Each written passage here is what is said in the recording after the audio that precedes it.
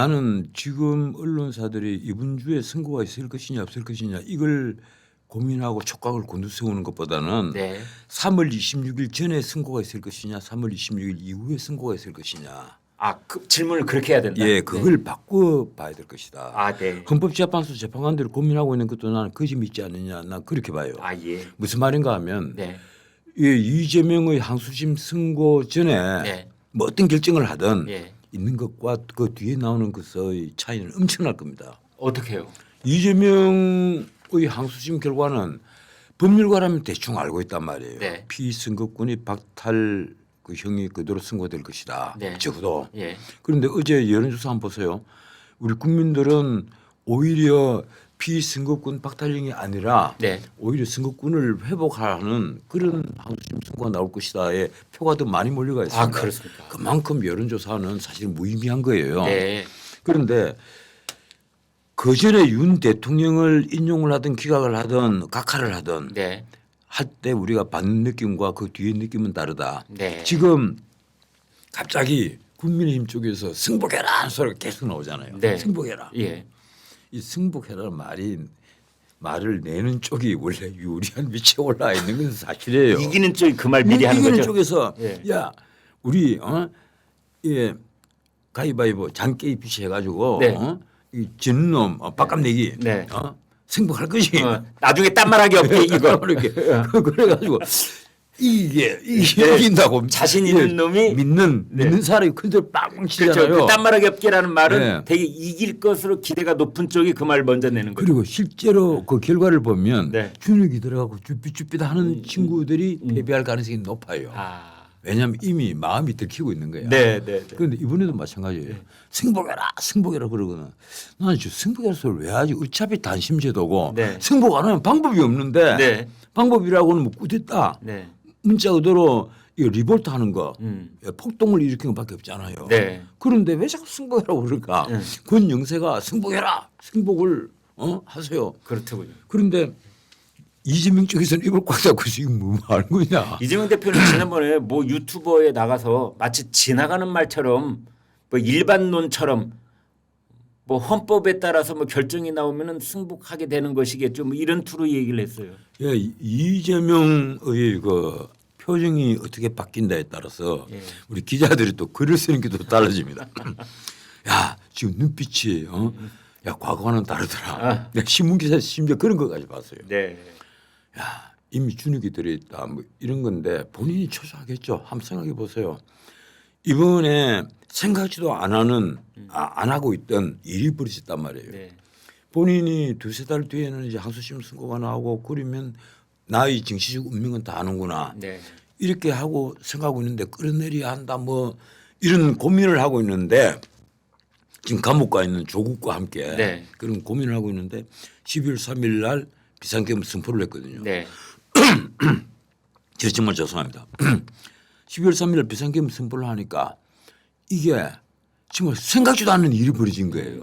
그러니까 곧장 한동훈이는 1시간 뒤에 이 위법 위헌적인 계엄이다 이랬고 본인은 오늘부터 윤석열은 대통령이 아니다 이 치고 나갔어요. 네. 그 두 사람 대학이 조국까지 세 사람이 모두 기다리고 있었단 말이에요. 윤석열이 부비 트랩을 밟도록 기다리고 있었던데 밟아버린 거야. 네. 그런데 딱 밟기만 밟까지 발을 안 뗀 거야. 터지질 않은 거예요. 그렇지. 밟기만 딱 밟고 열어가는 네, 거거든요. 네, 네, 네, 네. 그저 발을 떼서 빨리 날아가야 되는데 발 밑에서 미리 해체 작업을 하면 되는 거예요. 그런데 그 잘못 가서 잘못 건드리다가 지도 같이 터지거든. 그렇지. 확 밀어버리려고 가다가는. 예, 그렇지, 그렇지. 예, 그런데 한동훈이가 거기 걸려 들어가서 확 밀다가 탄핵은 아니 이게 비상계엄은 내란이다. 내란을 자백한 것이다. 예. 이랬다가 자기도 같이 펑 날아가 같이 버렸냐, 날아갈 지금. 수 있다.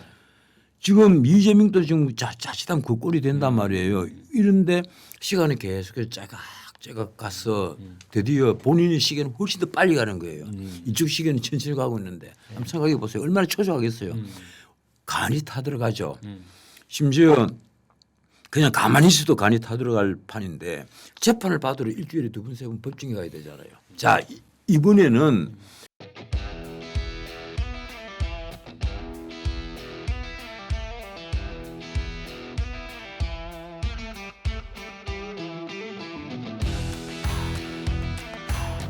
2012년 출시해 500만 병을 판매한 공전의 히트작. 매일 하루 한 병, 야생 산양산삼 한 뿌리분의 사포닌으로 활기찬 일상을 시작해보세요. 앰플병 한 병에 한 뿌리분의 사포닌을 담았습니다. 태백산맥 기운으로 자라난 야생 산양산삼, 더 산삼. 강원도 700고지 야생산에서 10만이의 정성으로 한 뿌리 한 뿌리를 캐낸 후 첨단 사포닌 최적화 공법을 적용해 과학화했습니다. 더 강하게, 더 건강하게. 더 산삼. 김만배, 남욱, 뭐 정영학입니까? 정영학, 그다음에 유동규 이런 그 사람들이 쫙 있는 이 이른바 대장동 민간업자들의 재판. 형사합의 22부 그 재판에 정인으로 딱 해서 나흘 동안 정근을 해야 될 나를 딱 박아버렸어. 나와. 재판장이 나와. 이 재판장이 좀 무섭더라고요. 보니까. 나와 하는데 이재명이가 정말 거기 나가기 싫은 거예요. 그 민간업자들 재판에 피고인석에 딱 앉아있는데 자기는 정인석에 앉아서 딱 눈치 봐가면서 근데 나가가지고 자기한테 유리한 증언을 할 수도 있잖아요. 근데 일단 나가는 것 자체가 싫은 거다. 그게요. 한번 보세요. 예. 이 거대한 이 게이트에 있어서 한 축을 이루고 있는 게 이재명, 예. 또 한 축이 김만배, 예. 또 한 축은 내가 얘기를 안 했어요. 뭐 피 이래 있는데 예. 거대한 한 축을 이루고 있었는데 이걸 사실은 자기가 자랑스럽게 난 5,503억 이건 당군 이래 최대 공익 환수를 한 설계를 한 사람이야. 네. 처음에는 이렇게 나갔던 사건이에요. 예. 지금은 계속 발을 빼야 되는데 아. 그게 민간업자들이 쫙 앉아 있단 말이에요. 마치 우리 청문회 하는데 청문위원들처럼 쫙 앉아 피고인석에 앉아 있는데 오히려 무섭다. 거기 앉아서 나가면. 네. 자칫 한마디 잘못하면 네. 그 많은 사람들이 쳐다보고 있잖아요. 자기를. 네. 저자가 말이야. 판사도 쳐다보고 있고. 저자가 말이야. 딱 이래 돼. 그게 싫은 거예요. 문자도 가시방석이란 말이야. 그 가시방석 누가 갖고 싶겠어요. 나는 바쁘기도 하고 그다음에 수많은 재판을 지금 받고 있고 거기다가 당 대표로서 지금 의정 활동도 해야 되니까 못 가. 그거 이게 불출석 의견서를 냈어요. 딱 그러니까 재판장이 뭐라는가 하면 네. 까불지 말고 20일 날 와. 21일, 24일, 27일 이번 금요일입니다. 예, 너 안 오면 네. 구인할 거야. 지금 이게 이제 앞으로 또 재밌게 됐어요. 이러니까 본인은 지금 정신이 알딸딸한 거예요. 그래서? 이거 3월 26일 날 재판도 있는데 그래서 승복할 처지가 아니다 지금. 예, 이재명은 자정 물러나게 돼가 있습니다. 네. 그런 방향으로 갈 수밖에 없어요. 그러니까 다음 주 수요일 저녁 때쯤이면 민주당 분위기가 완전히 바뀌어져 있을 것이다. 바뀌어도 그냥 바뀌는 게 아니죠. 민주당은요 당장 겁나는 것이 434억 나중에 그 석 달 뒤쯤 되면 대부분에서 확정이 되면 돈 돌려줘야 되는데 당사 다 팔고 다 하고 하면 민주당 와해가 돼야 돼요. 당 어차피 새로 출발해야 돼요. 1극 체제일수록 1극이 무너지면 전체가 무너지는 거다. 플랜 B가 없으니까 네. 내가 이 플랜 B 없다는 얘기를 일극 체제 탄생 그 직후부터 했습니다. 민주당 큰일 났다는 두고 봐라. 아. 이재명 단일 체제를 만들어 놓고 심지어 박용진이까지 쫓아내고 네. 홍영표 쫓아내고 네. 다 쫓아냈지 않느냐. 박광원 쫓아내고. 네, 박광원이 잘라내버리고 네. 심지어 홍익표도 날아가고 다 날아가 버렸어. 너 없어 이제. 네 날아가면 이제 민주당 끝나는 거야. 그러네요. 그렇잖아요. 지금 솔직히 말해서 김경수, 김부겸 뭐 이러지만 전부 다 지금 다 원외잖아요. 예, 원외인데다가 지금 그 사람들을 갑자기 탁 중간에 모셔놓고 자 당신이 우두머리 하세요. 우두머리 되겠어요? 안 됩니다. 이러니까 그리고 민주당의 이 플랜 B들이 또 하나 플랜 B라고 볼 수 있는 사람들 있잖아요. 박용진까지 포함해서 네. 한번 가만히 보세요. 상표들이 없어요. 나설 수가 없었으니까 상표가 없단 말이에요. 뭘 하겠어요. 이재명은 앞에 기본소득도 붙여놨어요. 이번에 이재명이 사흘 뒤에 유발 하라리 이스라엘 그 예, 역사학과 거기 교수 뭐 맞아. 뭐 유발 인터넷으로 하라리하고 인터뷰한다대. 의회 사랑제에서 대담을 한답니다. 유발 하라리가 이 넥서스라는 책, 네. 그 별로 재미없는 책이에요. 그 내가 이게 출판사 들으면 화낼지 모르겠는데 재미없는 책이란 걸 분명히 합니다. 네. 그리고 그보다 더 재미있는 책들 많아요. 네. 가령 요사이 다시 바람이 불고 있는 스티븐 레비스키 교수, 하버드 교수 있잖아요. 네. 뭐 많잖아요. 민주주의는 왜 무너지는가 뭐 맞습니다. 이 정치학에 네. 관련된 재미있는 네. 책들 굉장히 많아요. 네. 그거 읽어보면 통쾌 상쾌한 내용이 굉장히 많거든요. 근데 유발 하라리 책은 안 그렇습니다. 그냥 통쾌 상쾌 놓고 사고 안에 밑줄 어디 꺼야지 이러면 재미가 없어요. 밑줄 끌 게 너무 많아야 막 신이 나는데 뭐 어떻든 그 하라리와 AI를 놓고 AI 시대 때 자 일자리가 사라질 건데 우리는 어떻게 해야 되나요? 또 하나 AI 시대에 그러면 기본소득 체제는 어떻게 되는 거죠? 이 기본소득을 과연 유발 하라리가 할까요? 안 그래도 전 세계 기본소득 운운하는 사람은 이재명밖에 없는데 이재명을 위해서 기본소득을 공부하고 올리는 마무예요. 난 그날 대담이 참 재밌을 거라는 생각을 합니다. 어쨌든 유발 하라리를 불러가지고 대담을 한다니까 난 사람이에요. 나보다는 훨씬 나아요. 나는 유발 하라리 악수도 못 하는데 그렇잖아요. 자, 아무튼 오늘 전호책 변호사님 모시고 우리들의 결론 요약 여러분 한 문장으로 되지 않습니까? 다음 주 수요일 3월 26일입니다.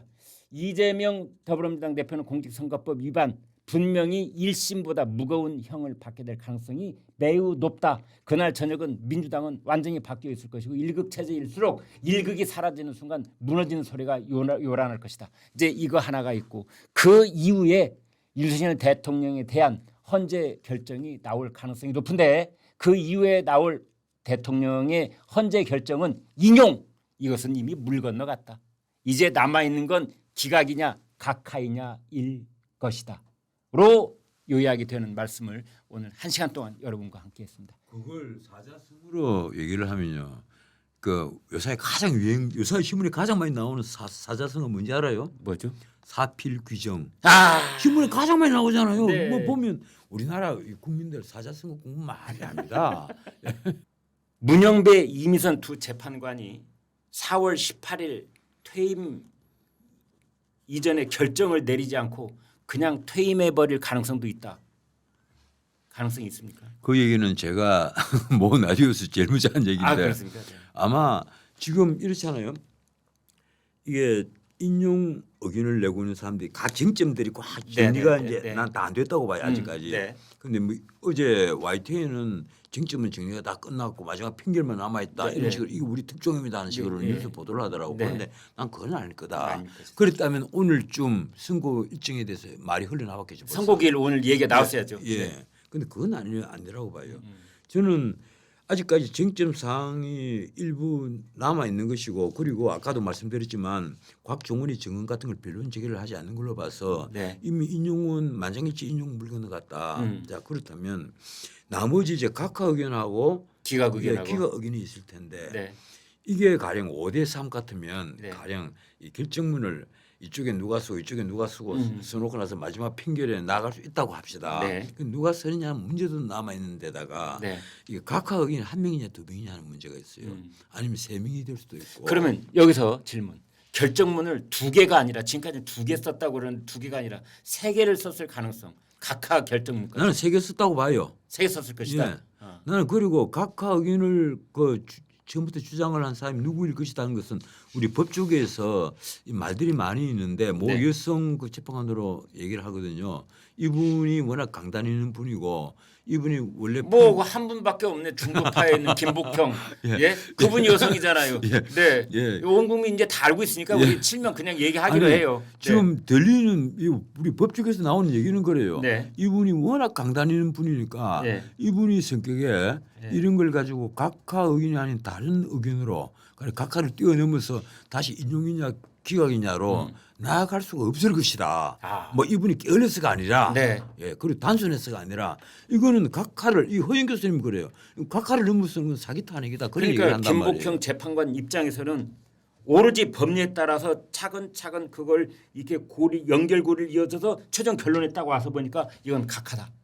각하 말고는 다른 길이 없구나. 각하 말고는 다른 의견이 없다는 게 내가 보기로는 한 분이냐 두 분이냐 이런 얘기들이 이제 주변에 소문들이 자꾸 나니까 저도 그 귀를 쫑긋해서 듣는 거죠. 내가 뭐 거기에 직접 내 연결해서 각하니 이런 물어볼 수는 없잖아요.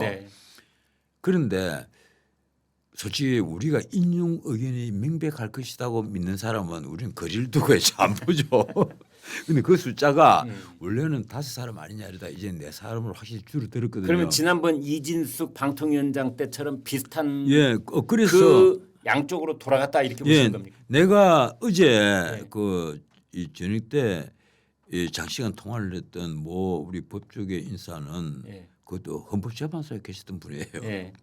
이분이 하시는 말씀이 자기는 아직도 4대 4가 유지되는 걸로 보이는데 내 눈에는 그렇게 보이는데 뭐 이러는 거야. 왜 네. 그랬더만 대충 이 거기 지금 계시는 사람들 네.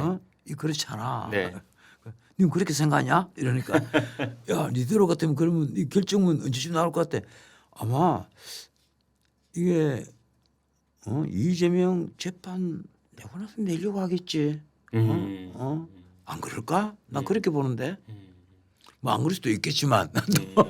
그러니까 다음 주 26일이 이제 예. 이재명 대표 항소심 선고일인데 26일이 왜 그런가 하면 수요일이에요. 오히려 그것이 헌법재판관들이 예. 부담을 들 수 있다는 거예요. 예, 근데 각 하나 기각 의견이 나왔을 때 부담이 될 수 있다는 거예요. 그러면 전 변호사님이 생각하시기에 다음 주 수요일 날 이재명 그리고 목 혹은 금요일 날 헌재 결정이 나올 이 가능성. 금요일 정도에 헌재 결정이 나오겠죠. 3월 28일. 예, 헌재 결정이 나오고 그리고 그것은 예. 기각 혹은 각하일 예, 것이다. 한 2, 3일 동안 이 경찰관들이 헌법재판소에 뺑뚫려 사갖고 옆에 철조망 다 둘러나잖아요.